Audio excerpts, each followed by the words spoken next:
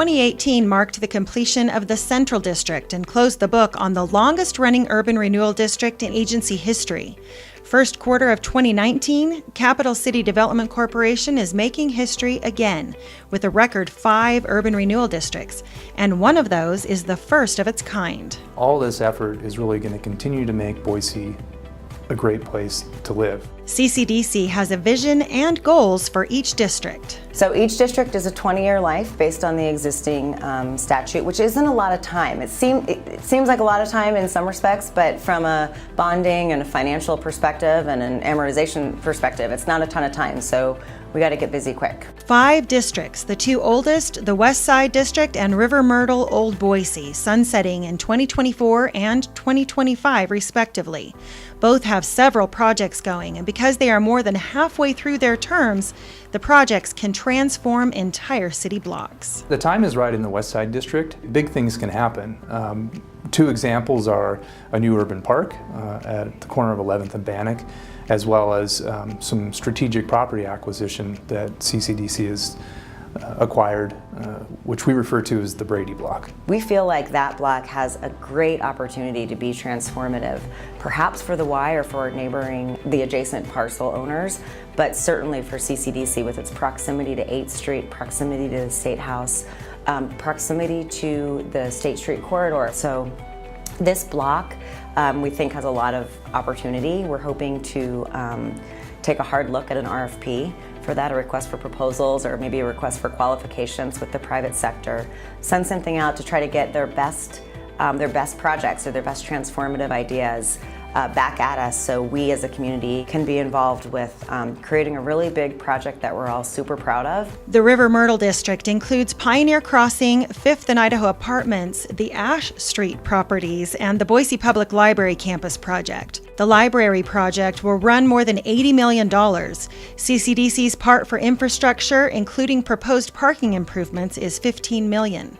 30th Street, also called the West End District, will sunset in 2032 and could be a home to a new multi-purpose sports stadium. We have some plans for the Fairview, Maine corridors that are really high traffic. They're moving quickly. I think coupled with ACHD's work, City of Boise's work, and some work that CCDC can do, we have some plans to help create a streetscape that's better serving, maybe to cars, people, bikes, etc., businesses. Along that corridor between 24th and 25th Streets, the Adair Manor project, with retail space along Fairview, a majority of the nearly 150-unit mixed-use complex will be affordable rental units. That project and others focused on urban development in the 30th Street District are helping spur other changes there. Whittier School has got a great success story, and they were able to do a very huge renovation remodel that faces the school out into that neighborhood. So one of the things that CCDC was able to do was there were some public spaces that brought the community into that school, and we were able to help work with the developers there, the school district, to create those public spaces, and we were able to help pay for some of those public spaces and reimburse those. With Esther Simplot Park and Whitewater Boulevard and the apartments that have done a lot of renovations and upgrades, and it's a really fantastic neighborhood over there, and our role is in those commercial corridors.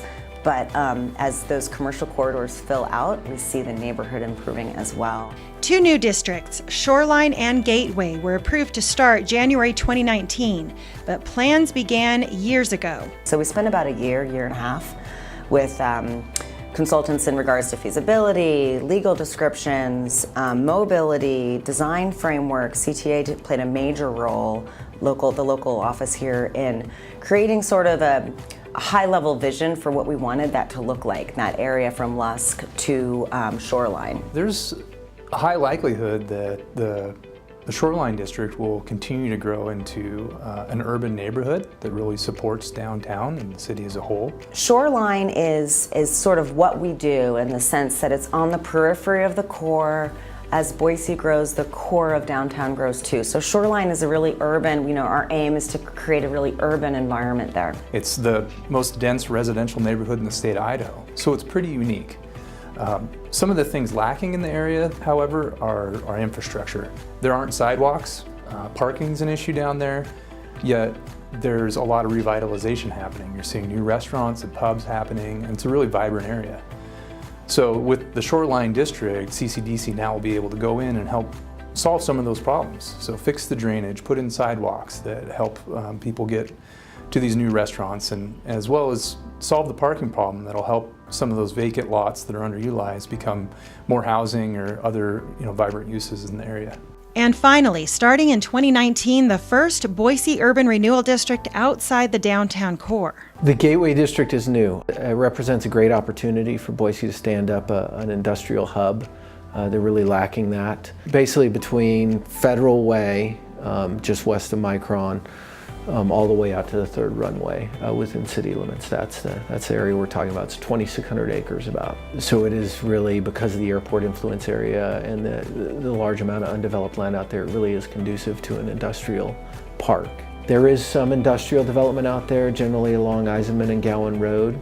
Our expectation was that it wasn't going to be going too much further than that without the Gateway East District getting stood up to help, invest about $100 million in infrastructure to get the district fully built out. As time moves forward for each district, CCDC's mission is to continue to assist the positive economic growth of the capital city. So the activities and projects that we're able to do in these urban renewal districts aren't just about doing more. It's also about doing things that can't be done without the support of this public investment. I think focusing on our open space, focusing on our river and on our mobility corridors is a great place to be. I think focusing on how we create economic incentive while helping normal, ordinary Boiseans is critical. So things like making sure that the housing that's built is attainable, or things like the commercial development that happens is supported by a street network and public infrastructure that offers opportunities for people to come and go without relying on an automobile. Cities are built environments, and the buildings matter, right? The place matters, but the people matter equally as much. And so when businesses want to come to Boise, they're going to come regardless, right? We don't have a choice in a lot of ways. And so when they come, let's make it a place that the right businesses want to be at, and let's make our people here matter. This isn't just about fueling the development of the Boise Valley. It's about making sure that we do it in a responsible way that keeps Boise the charming, small town feel that we have right now.